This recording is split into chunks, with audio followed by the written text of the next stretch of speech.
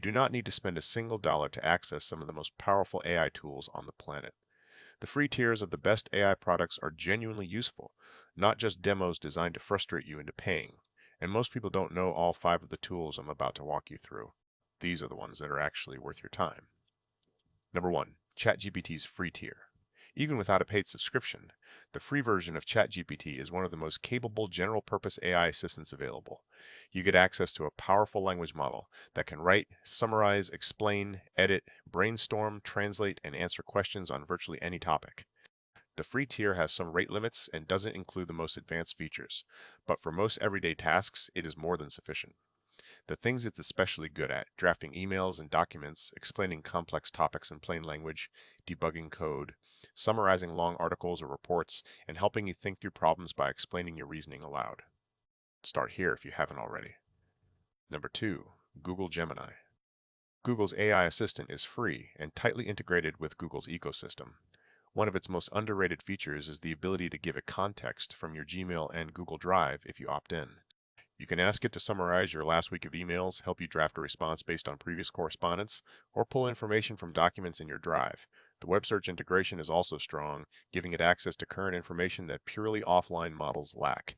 If you're already a Google Workspace user, Gemini is worth exploring seriously because it can work with your actual documents and emails, not just generic requests. Number three, Claude's free tier. Claude is a language model built with a particular emphasis on being thoughtful, nuanced, and careful. The free tier gives you access to a highly capable model that is especially good for tasks that require extended reasoning, careful analysis of complex documents, and writing that needs to be accurate rather than just fluent.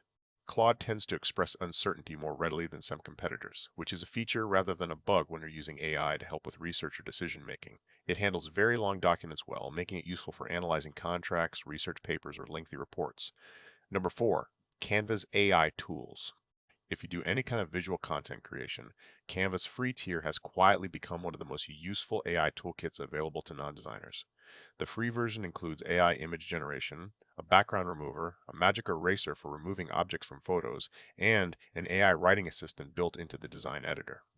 You can describe the kind of graphic, social post, or presentation slide you want and generate a starting point in seconds.